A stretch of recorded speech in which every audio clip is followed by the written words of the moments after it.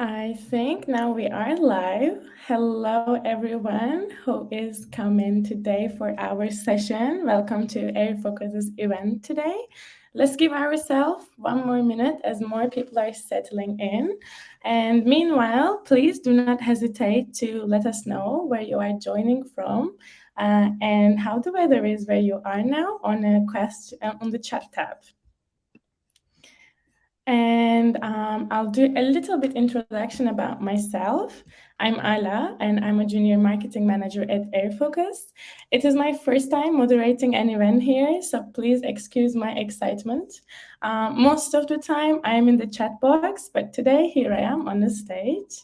And also today we are hosting Quadri. Hello, Quadri. How are you? Not bad, not bad. How are you? I'm good. I'm excited. Um, So yeah, let's just give more minute for let more people to join us, and then we can quick slowly start.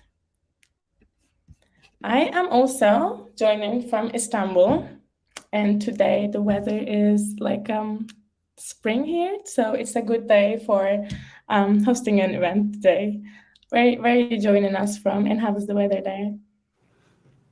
I'm currently joining from Toronto. The weather's getting nicer. I find that as winter ends and the weather gets nicer, my mood improves as well. So I'm looking forward to summer coming.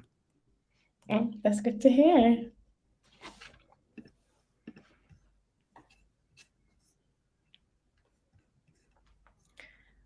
So, yes. Oh, someone from the UK. It will get sunny there as well, I'm sure.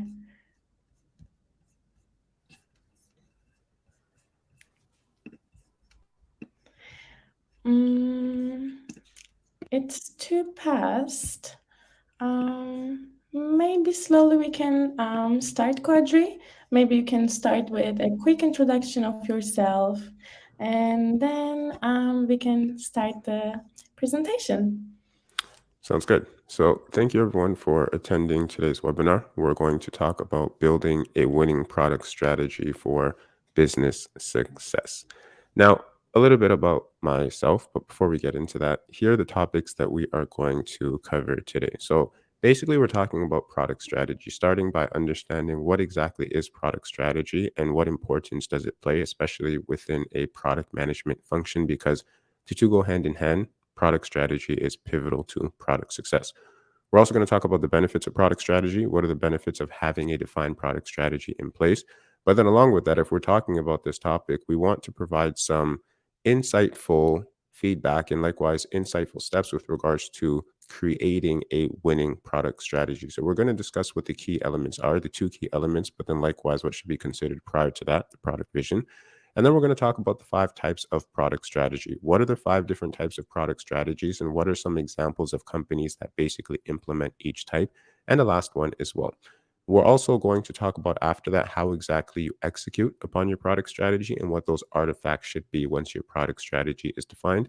And then afterwards, we're going to leave the floor open to some questions and answers. So, a lot to discuss, and I'm looking forward to interacting with you all and providing as much benefit as I can. Now, with that said, my name is Quadri. Who am I? What authority do I have to speak on this topic? I'm a product manager with 10 plus years of experience. I currently work as a senior product manager for Eco Online, managing a global EHS platform with the mission of helping individuals get home safely to their families on a daily basis. Now, outside of the 9 to 5, I'm a Taekwondo instructor, but I'm also the founder and head instructor at Product Hall, which is an online boot camp that I started 2 years ago. And ultimately, I work to basically assist new and aspiring product managers and existing product managers by providing them with the knowledge, the skills, and the one on one mentorship that they need to build more impactful products with their team. And then, along with this, accomplish their professional and likewise their business goals as well. Now, before we go into our topics, Ale is going to post a question in the poll. And we just want to understand, which of the following best describes your organization's approach to product strategy?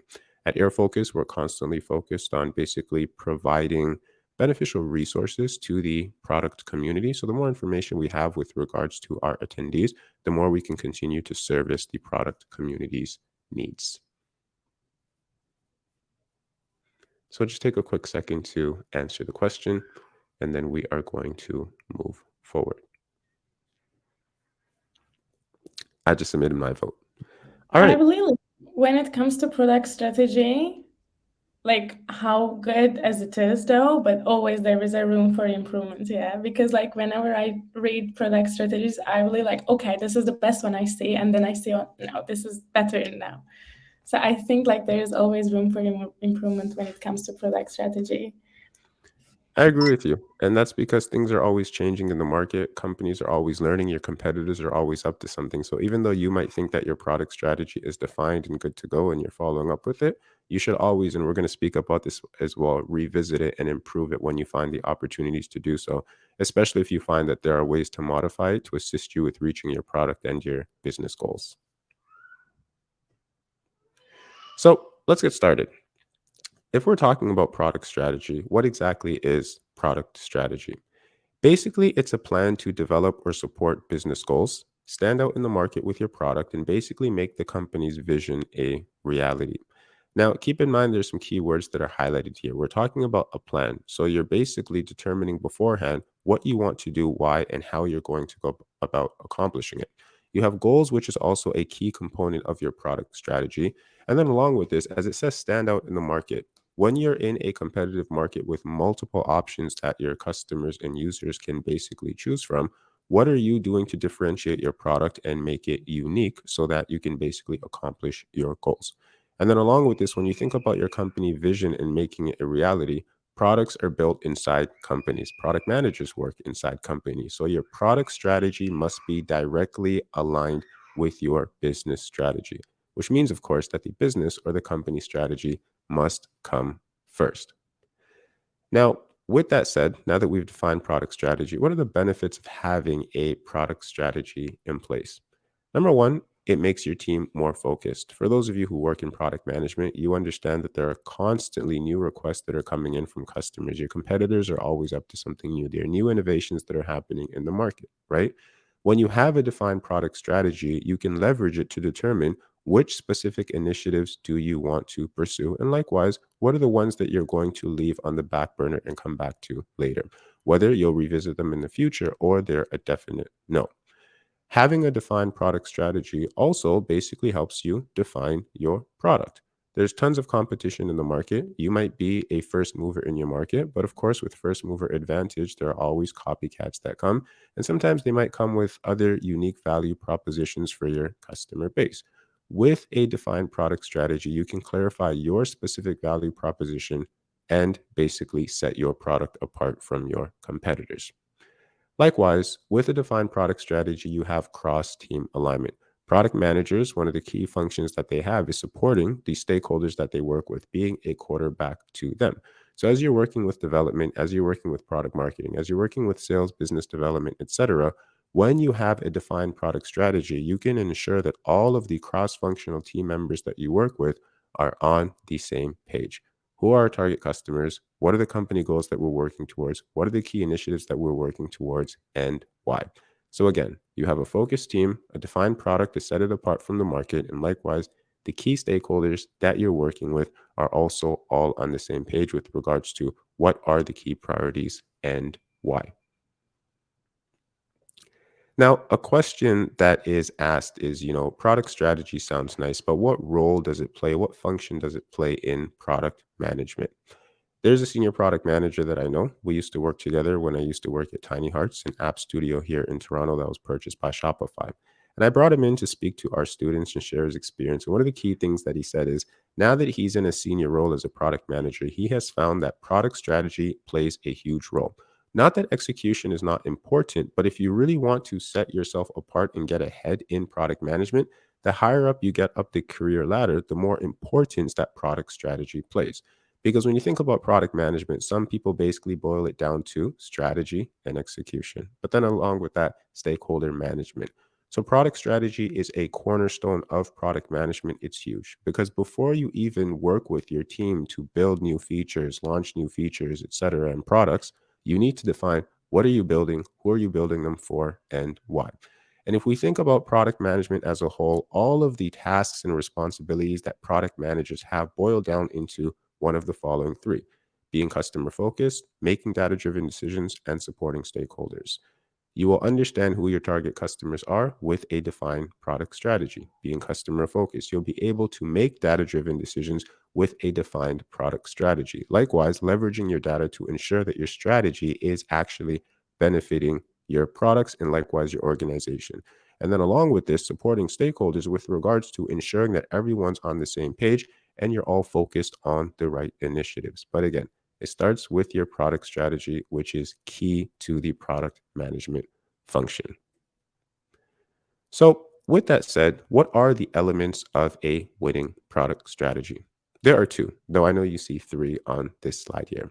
It starts with a product vision. It's not necessarily a key component, though some may argue that it is. But before you even define what your goals and your initiatives are, you need to be able to define and understand and set the vision for what the future state of your product should look like.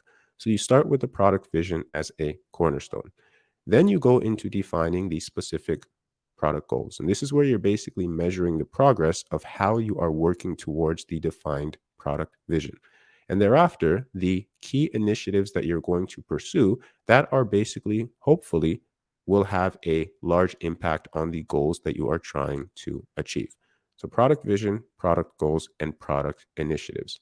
So, if we dive into each one just a bit more, as I said, with regards to the product vision, this basically defines the future state of your product.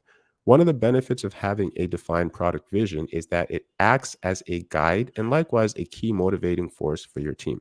It's not simply the case that individuals work on your team because they want to earn a paycheck, but they are also motivated and likewise they have fervor to the vision that you want to achieve for your product. Again, it defines the future state. Okay. The mission will define why the product exists, whereas the vision is you basically describing how you want that product to be in the future. And there are many examples of this from popular companies like, for example, SpaceX, Facebook, etc. But LinkedIn, their product vision is to connect the world's professionals and make them more productive and successful. So before defining their product strategy, this is the vision that they're working towards. This is the cornerstone in which their product strategy is built upon. The next key element, before we go into that, some things to keep in mind when it comes to the product vision, some tips that you can all take away as you're working on yours. Number one, be ambitious. Okay. As the statement goes, shoot for the moon. Even if you miss, you'll land among the stars. Make it something that your team is passionate and they're ambitious to work on. You also want to ensure that you are standing out from the rest of your competitors. So you want to clarify how your product is going to stand out and set itself apart from competition. Make sure as you're defining your vision, you're focusing on your customers. Products are built to benefit customers and users to solve their problems, so ensure you're putting yourselves in their feet. And then lastly, define the legacy of the product. What lasting impact do you want this product to have on the world? So keep these four key tips in mind as you are defining your product vision.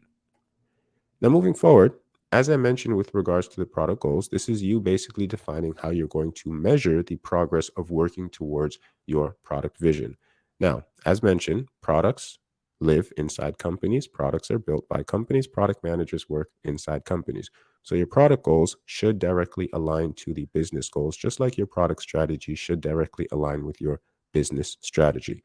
And as you're defining your product goals, three key questions that you want to answer are: what do you want to achieve? What is the deadline? Is it for the quarter, the year? And then along with this, how are you going to measure success? What are those key metrics that you are going to look at? Very simple example of this: increase your revenue for this year, 2023, by 20% with a new paid module. Just one simple example. Now, after your product goals have been defined, here comes the initiatives. And these are basically the high effort and hopefully high impact items that you're going to work on with your cross-functional teams to release. As mentioned, these require cross-functional collaboration as a product manager or product person supporting other stakeholders to get things done. And these are basically defined after the product goals are defined, not before, because these initiatives should be there to support the product goals. So a very simple example of this is enhancing your payment experience for customers to collect payments a lot faster.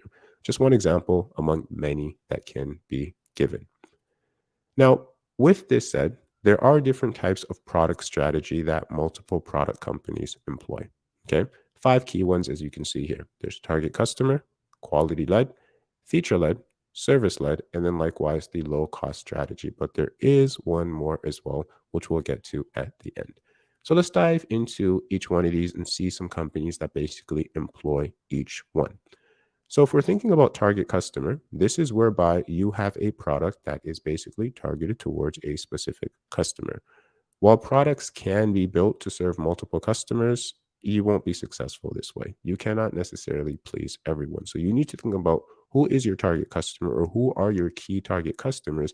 And then as you're defining your initiatives, as you're defining your goals, as you're working on new features, enhancements, even addressing bugs, you are ensuring that these improvements that are being made are to serve your specific target customer or target customers. Early Facebook is an example of this. When they initially launched, it was only available to college and university students. Only after, as they grew and they added more value propositions, now it's open for many more users. And many other product companies employ this strategy as well. The other product strategy is exceptional service. Okay. And this is a key strategy that multiple companies use to set their products and likewise their services apart. And this is basically where you are catering to customers that desire high quality service. So this can mean, for example, addressing bugs as early as possible. If customers reach out to your team, you're following with them as soon as possible. Once your customer signs up for your product, you have extensive post-sale support and likewise, maybe even custom work that is done for customers and users as well to support them. An example of this product is e-compliance. This is a product that I manage. One of the reasons that many of our customers are happy and sign up for our product is because of the fact that they love the service that our team offers, from post-sales support to support that they get from the customer success team. And even the fact that if they have any issues, our product team, like myself, are always happy to hop on a call and address their issues, even if it's only a small bug that they are facing. Third type of product strategy is quality led. And we all know a company that follows this strategy, Apple, which I'm sure many of us here have Apple devices from iPhones to iPads, etc. And this is basically where you're offering a high quality experience throughout your entire cycle to your customers and users. Whether it's software, hardware, the services that you offer, quality is of the utmost importance. Now, with this approach, it will lead to more expensive products because you do have more expensive inputs that are going into your product. However, there are multiple customers that are willing to pay for high quality, as we can see with Apple's customers. Again, many of us have their products even though they are more expensive than other competitors in the market. Why? Because we are pleased with the quality that they offer. And it's that quality that makes us attracted to their products. Fourth type of product strategy is the low cost strategy. And this is basically where you are competing with others based on price. Okay. Now, this can be accomplished when the resources and materials to make the product are a bit cheaper. And for example, there is the product TidyCal. This is a product that is a competitor to Calendly, which offers some similar features. However, they have a lifetime cost of $24.99. Very cheap product. You're not paying a monthly fee. You pay one fee of $24.99 and you have this product for life. The fifth type of product strategy is where you are a feature differentiator. Okay. And this is a key strategy that's followed by many digital products. This is where you have differentiation based off of innovation, features, or, for example, inputs in your product. And here, capabilities basically take the forefront as your customers and users are basically choosing these products for the value that they provide and the unique features and offerings that are there. Disney Plus is an example of this. They do have many features, for example, that are similar to Netflix or Hulu, but one of the reasons that people decide to basically sign up for Disney Plus is because they have exclusive content from the Disney family. Content that you'll find on Disney, but you won't find on Netflix, you won't find on Hulu, nor will you find on other streaming platforms. Unique content that you're only going to find here. So these are the 5 different types of product strategies. However, there is one more. And this is basically a mixed strategy.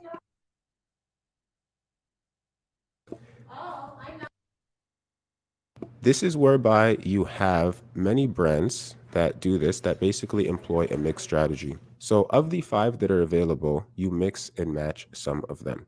And there's no hard rule against this. There's nothing wrong with this. There are many brands that do it. So if it works for you, you can do so as well. And an example of this, you should all recognize the logo as you see airfocus. Airfocus basically targets its products to a specific target customer, but then along with this, it also has unique features that you're not going to find in other product management tools as well. So these are the 5 + 1 6 different types of product strategy.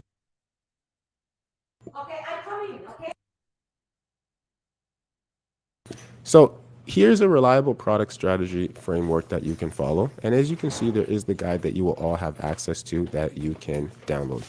My apologies for the noise. There is someone in my home. I know this isn't expected, but not much that I can do about it. But hey, real No, time. no, it's okay. It's okay. We all are home. We all have other people. So this is a reliable framework that you can basically follow. So number one, understand who your target customers are. Second, you assess the product and the company. Okay. With this, you also perform some competitive analysis as well, whereby you're understanding who are the competitors in your market, what are their strengths and weaknesses, and likewise, what are the differences that your company and products have with them. You also have to have a key understanding of your market and your industry. Is it growing? Is it shrinking? Are there investors that are investing? Are there innovations that are taking place, etc.? After this is done, you establish some specific goals that you want to accomplish, and then you determine your go to market plan. What is your plan to take your products into the market and ensure that customers and users are hearing about it to hopefully acquire? And step number 7, extremely important. And again, these are outlined and detailed in the guide, so get your hands on it. Revisit your product strategy. As Alan mentioned in the beginning, there always is room for improvement. So once your product strategy is created, that does not mean that it's set in stone. Just like a product roadmap, it's constantly improved and revisited. Do the exact same with your product strategy, especially if you find that it's not helping you accomplish your goals, and likewise work towards your product vision.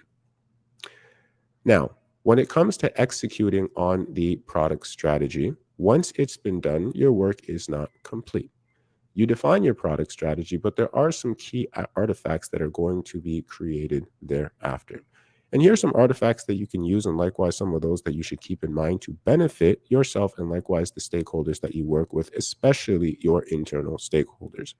You have the product strategy canvas. And again, these are outlined and detailed in our guides. And this is basically a step-by-step guide to craft each step of your product strategy. So everything that's been mentioned here, you download a product strategy canvas, and there are a bunch of them that are available online. And basically, step by step, you answer the questions and put your product strategy together. Thereafter, you'll have your product strategy roadmap. And this is a key artifact that's relied on by stakeholders to basically visualize the strategic plans of your product with the initiatives that you are going to pursue to accomplish your goals. Likewise, information on the resources that you have available and more. And for the product leaders here, I'm sure you all understand what a roadmap is. There are multiple different types of roadmaps that are available. And for more on roadmaps in general, do check out the guides that are available on Airfocus. We did publish an extensive guide on this topic. And then lastly, you have a product strategy document. Now, we all know what a product requirements document is, but what exactly is the product strategy document? It's basically a document that outlines your product strategy. Now, you as a product person, a product leader, you would and you should understand what your product strategy is.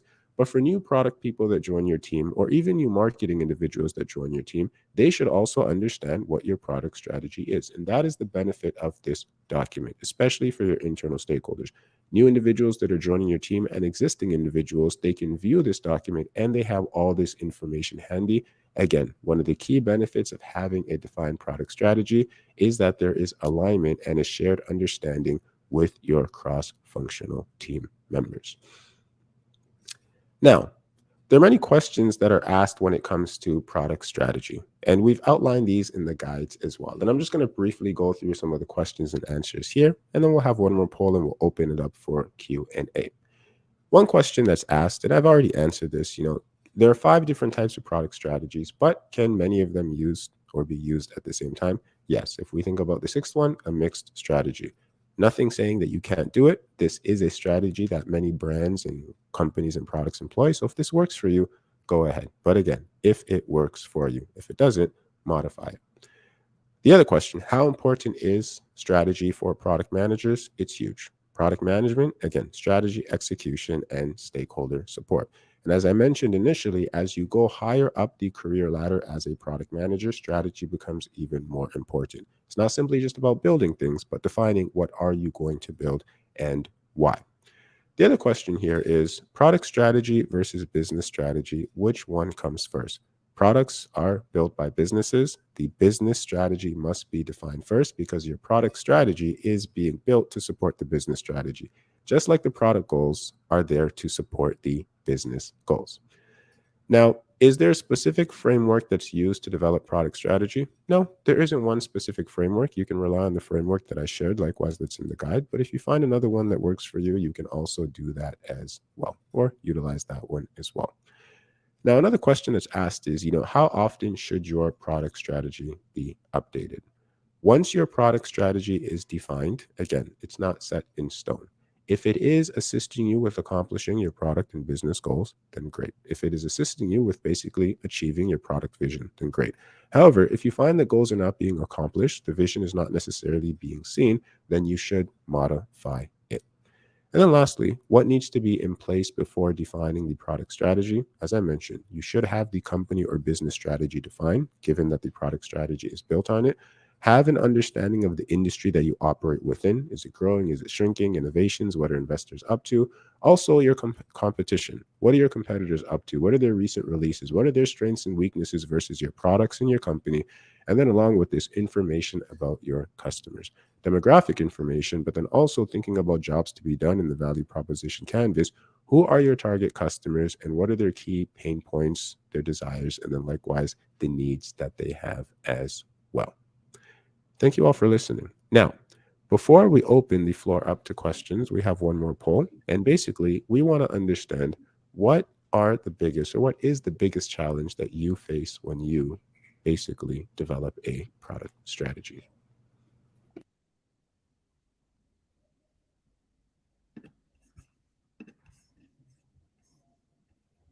What do you reckon the answer will be, the most selected answer?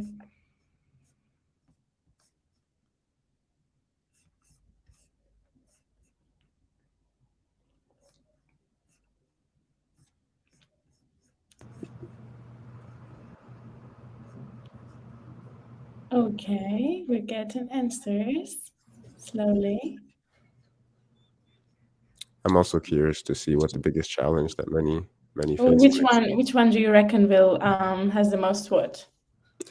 I think it's related to basically aligning it with the roadmap. That's what I'd say.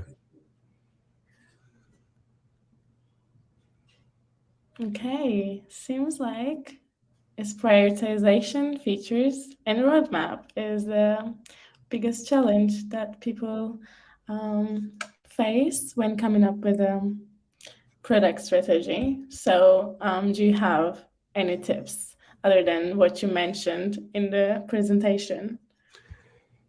Prioritization is one of the key responsibilities that product managers play. I mean, to be frank, that's one of the key reasons why you're in the organization. One of the things that I generally advise, at least my students, when it comes to prioritization, is two key things. So, number one, have a defined framework or method that you're using for prioritization. Whether you want to use, say, value to impact, Moscow, et cetera, or some other method. Again, there is no set method that has to be used by product teams. Some companies even modify these.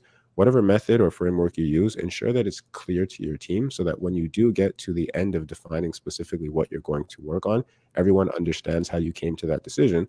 But then, secondly, which makes your life as a product manager easier, include your key stakeholders as part of the discussion.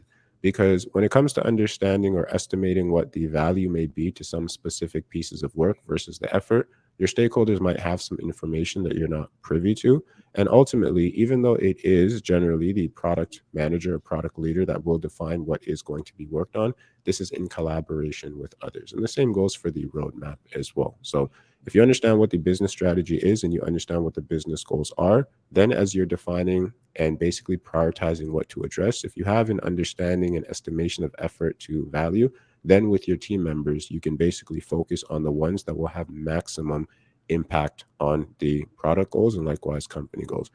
Not an easy process. Multiple discussions will ensue. But again, have a framework in place and leverage your stakeholders. I would agree that including so many stakeholders would create a bigger discussion, but I also agree to you that it will bring a greater output. I have some questions. First question that I want to ask you is here I put it. What are the common mistakes when PMs create their product strategy? I think some common mistakes would be number one, not having a good understanding of the company strategy. So, for a product manager, they would understand the importance of product strategy, but sometimes you might have businesses whereby the business started and some way, somehow they've gotten customers and users, but they don't exactly have a defined strategy. They don't have defined goals. They just want to simply continue supporting their customers and users and earning revenue. So, work with management to actually put a defined company strategy in place because, as mentioned, that's important for the product strategy. Another thing that I'd say is just not having enough information with regards to your customers' key needs. And then, along with this, what's happening with regards to your competitors as well, right? Because your product strategy, you should be building and defining products to serve your target customers. If you don't exactly know what their key pain points, what their key needs are, what key jobs that need to be done, it's basically going to handicap you a bit as you are basically defining your product strategy. And the product strategy should also help you win in your market. So if you don't know who your key competitors are up to and how you fare against them, then that is problematic. Another thing that I'd say is, again, having a defined product strategy is beneficial because it will make or provide a shared understanding with your key stakeholders. So once your product strategy has been defined, have those artifacts in place and don't just create the artifacts and share it with your team members. Book some meetings with your cross functional team members as well and explain the product strategy to them. And along with this, include them in the process because it's not simply just you that's talking to your users and customers. Your sales members are talking to them as well. The customer success team is also talking to them. Support team is talking to them. Understanding what's happening in the market, your marketing team will be doing research as well. So include them as part of the process. And once you have those artifacts in place, share it and disseminate this information among your team. Again, when everyone has a shared understanding of the product strategy, it will make prioritization easier and defining what specifically are we going to focus on a lot easier as well. Yeah, it seems like having a well-defined product strategy is the biggest key element of it is including all the stakeholders because that was the answer that we gave to other question and this one as well. So I got that. It's very important then. Okay. Geraldine, if I'm spelling it right, has a question. What is an effective way, in your experience, to keep in various stakeholders in the business to buy into the product vision, as the vision is usually quite broad and different leaders in the business can interpret it differently? Best way to keep individuals in the business to buy into the product vision. So, as I said, I think it should be ambitious. One other thing that I think would be beneficial is, to be frank, don't define the product vision yourself. Include them as part of the process. So I know I'm mentioning stakeholders a lot, and that's because product managers don't work within a silo, right? And even within the product management function, there are other stakeholders and team members that you rely on. So even though things may be defined by you, you can't necessarily get things done unless there's buy-in, which is why this question is important, right? So again, I'd say make it ambitious, give them examples of, let's just say, other product visions of competitors that you have in the market. But I think a key thing here would be make this a group activity. Maybe bring these stakeholders into a room, have a workshop, have everyone share their thoughts, vote on it, and then just ensure that everyone's bought in. But then along with this, as everyone is sharing their ideas, don't simply just, post a sentence on a sticky note, but explain what this means to you and ensure that there's shared understanding among everyone. And once it's been defined, I think things, for example, as if your company, for example, can basically post this on a wall somewhere, or you can have this in some of your key product management artifacts that you're sharing with others, or as you have presentations, just reminding everyone here is what we're working towards for the vision. But again, key thing I'd say, make it a collaborative exercise to come up with the product vision with everyone sharing their interpretation and then vote on it. Yeah, I think like when it comes to this, then having like a workshop, what you just suggested, is one of the best ideas. And everyone can put their own ideas, and then you can just like brainstorm on all of them. We have another question, not a question, but asking for tips from Eva, I think. So, tips for PMs put into the middle of previous PM person's ongoing project. Let me just answer it live. Tip for a product manager that you are put into, let's just say, a project or a product that a previous manager has already gotten started on. Is this previous product manager still present, for example, or have they left and now you're basically taking over this project completely or this initiative? Present. Okay, so they're still there. Well, is this another question I have? Is this person still supporting or are they handing it off to you? Let's assume they're handing it off to you. We can assume. Supporting for a month, his answer Okay. or her answer, Okay. but we can They're maybe discuss supporting. the both case. Yeah, okay. So maybe they're supporting for a month and then thereafter you're going to basically manage this thereafter. So some key things that's important: grab as much information from their brain as much as possible. What are we working on? Why are we working on it? Which managers, so let's just say executive leaders, are sponsoring this project? Are there any stakeholders that I need to be aware of that may potentially cause an issue, right? Along with this, any key documentation or artifacts that they've already created, get access to them and consume as much of the information as you can.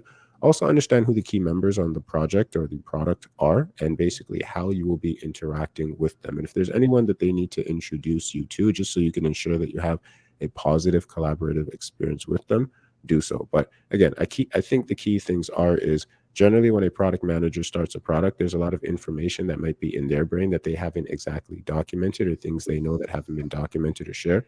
So get as much of this information that you can so it can help you understand what the historical context of what you're working on is. But then along with this, make decisions to drive the product or the project thereafter after you are working on it. So those meetings to get the information, ensuring information is documented, but then along with that, understanding within the organization who are the key individuals that are sponsoring and supporting this project in case you run into any issues. But then along with that, the individuals that are on the team that are working on this, what are their roles, and likewise how do each of them basically play a role into pushing this forward. And again, another very important thing: why are we working on this in the first place? What key goals is this supposed to accomplish for the business? Because if that is defined and as you're working on it, you reach a point where you determine that, you know what, right now, the way that the state of this project or product is not going to accomplish the business goals, then you have a decision to make whether you want to continue or basically close it off. But if you do understand what the key goals are, and as you work with your team, having those goals in mind will help you determine how exactly you modify, enhance, and take that project to the finish line. And likewise, help address if there are any issues that pop up as well. So that's what I'd say. I know we have some other product managers in the chat as well. So you can all feel free to chime into some of these questions as well if you have any thoughts. Thank you, Quadri. Uyen has a question as a follow-up question on your answer earlier.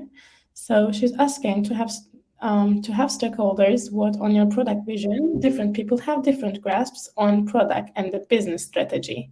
Would you consider the votes equally? Should it be an open vote? Would I consider the votes equally with regards to, let's just say, who has a grasp on product versus the business strategy? Personally, I don't think I would. So, for example, I don't think I would or I don't think I'd make the vote of the CEO more important than the product manager, for example, because even though, let's just say, product managers will manage the product, you have executive leaders that are concerned about the business as a whole. Everyone everyone plays a hand in hand role with regards to the overall success of the business, right? So if the company strategy is defined and the company vision is defined, as you're defining the product vision and the product vision and likewise the product strategy, I don't think I would basically give people different votes with regards to this. Start the meeting with a shared understanding, explain what a product vision is, give some examples. Likewise, I think at the onset of the meeting, share with everyone what you hope to accomplish by the end of the meeting, what the rules of the votes are, and then go from there. But again, products are built inside companies. The company is important, but then again, what is a company without its products, right? And what is a product without the company? So both of them are important here. Thank you for your answer. I have one last question, if there is no more question.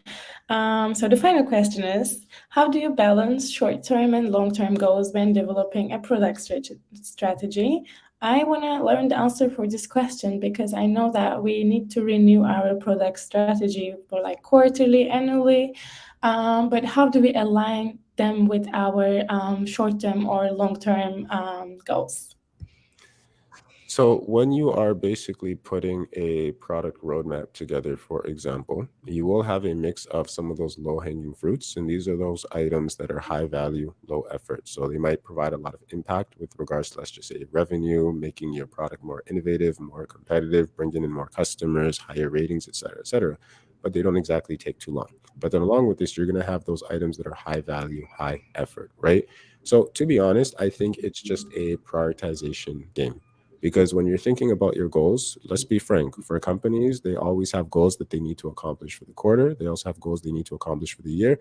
And even some companies have goals that they basically need to accomplish 2 or 3 years from now. So, again, it is important to have the company goals defined because if you understand what specifically are the company goals for this quarter versus the year versus 3 years from now. My organization, for example, we have specific goals for this quarter, we have specific goals for the year, and then we also have specific goals for 3 years. So as I'm working on the product strategy and as I'm working on the roadmap, and as I'm working with my stakeholders and getting in a whole bunch of requests, understanding what competitors are up to, what's happening in the market, I am basically ensuring that we have items on the roadmap and our product strategy is catered towards helping us accomplish our short-term goals, our yearly goals, and then likewise, we're also working towards the 3-year goals from now. Now, to be frank, this is not easy because, again, there are multiple things that can be done. And when you do have a lovable product with multiple customers and users, there are a ton of requests that come in. But again, this is why I think it's important to have prioritization framework in place. And then along with that, again, this is a discussion with your stakeholders as well. Because if you do just decide to focus on the short term, you'll accomplish your short term goals, but the long term goals won't be accomplished. And if you just decide to adjust the long term goals, to be frank, many business leaders won't like this because you might be missing out on short term gains and benefits to accomplish your short term goals. So it is difficult. It's a prioritization game. But as I mentioned, know the company goals, have a process in place. And this is a discussion with your stakeholders, keeping in mind the resources that you have available and likewise how many team members and how much time you exactly have. Does that make sense? Yeah, for sure. Thank you for your answer. Very, very final question this time. Is because I wanna also learn the answer. So we are trying to achieve our product strategy goals by time, but how do we success the measure of our product strategy? It depends on what the key metrics that you are tracking are. Let's put it that way, right? So, a couple of things. So, as I mentioned, the product vision is a cornerstone. Once you have that defined, is this actually being accomplished? Do you see that your product vision is actually being actualized in the world, if that makes sense, right? Some other things to keep in mind, the product strategy should help you define your target customers. Now, this isn't a specific metric, but there are metrics for this, like NPS score. But are your customers and users actually happy with your product, right? The customers that you are basically providing your products and your services for, are they happy? What are their sentiments? Are they sharing your product from the rooftops with other individuals? And likewise, are they continuing to use your product as well? And then lastly, the key thing here is again, the product strategy should be aligned with the company strategy, product goals aligned with the company goals. So if you have targets for revenue, if you have targets for retention, if you have targets for, let's just say, active users, are you actually accomplishing your targets or not? So you have the product strategy in place, you have the product goals in place, you have those KPIs or those metrics that you're tracking. If you determine that you continue to be a competitive force within your industry, your customers are happy, the company goals are being accomplished, and likewise, there's shared understanding among your team, you're doing a good job. If, however, you're losing to competition, your customers are not happy, and you're not accomplishing business goals, then this is where you basically need to revisit and modify your product strategy bit. Ultimately, it does tie into, are you helping push the business forward with whatever its key goals and metrics are, which, to be frank, boil down into making more money and likewise keeping more money in the bank account. So revenue generation, and then along with that, revenue retention. Thank you. That is a great answer to my question. And I think there is no more questions. Is there anything you want to add on top of all these? Well, again, apologies for the impromptu, Oh no. the disruption, but this is post-COVID. All of you get to see everything Yes, we're happening. Yeah. all used to those kind of scenes now. Yeah. Thank you all for attending. As mentioned, product strategy is an extremely important topic. Even myself now in a senior product manager role, I'm starting to see how much more of an importance it plays because for many product managers early in your career, you might be a bit more focused on execution, but as you get higher up the ladder, it's more about what problems are you solving and why. So, two key things I'll say for those of you who have not worked on a product strategy before, don't be afraid, get started. There are a ton of resources that are out there to assist you. And then lastly, I hope you all found this webinar beneficial, but do take advantage of the detailed guide that Airfocus has put together. It contains a lot of what I've mentioned and a lot more, including many more examples as well. And Airfocus, besides the fact that they have an awesome product, they continue to push knowledge and resources and basically beneficial tools for the product community. So do check out the website and the multiple resources that are available. Thank you, Quadri, for summarizing up all them, and thank you for a great presentation and your time. And thank you all of our attendees for joining us today. Hope to see you at the next event, and have a wonderful rest of your day. Take care, everyone. Bye.